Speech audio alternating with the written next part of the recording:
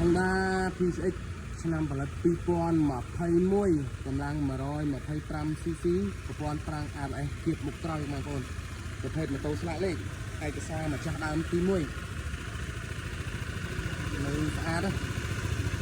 ដៃពីខ្សោខ្សោលោកលឿនហើយមានតែប៉ះសោដោះរំរឿយអត់មានទេគឺនៅសំណុំស៊ីនឹងអស់បងប្អូនថ្លៃផ្សេងជូនពណ៌សឆ្នាំផលិត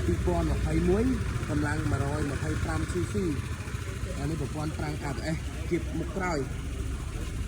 ទាំងមុខក្រៅឆ្វេងស្ដាំមុខក្រោយឆ្វេងស្ដាំនេះស្អាតទាំងអស់ខ្សោខ្សោលោកលឿននេះស្អាតសំណុំស៊ីនេះសំណុំឃ្លាំងម្ចាស់ប្រថែស្អាតណាស់គ្រឿងនេះហើយបានបានគីឡូនេះគីឡូវាមកបងហើយការទិញដាច់3ដូបងលុះបាន25ខែកងថ្លៃផ្សេងជូនថ្លៃលក់ជូនធំតែ2050បងប្អូន2050មកយកបាន2050មកគ្រឿងនេះថ្លៃផ្សេងជូនចាក់លេខឯកសារចាស់ដើម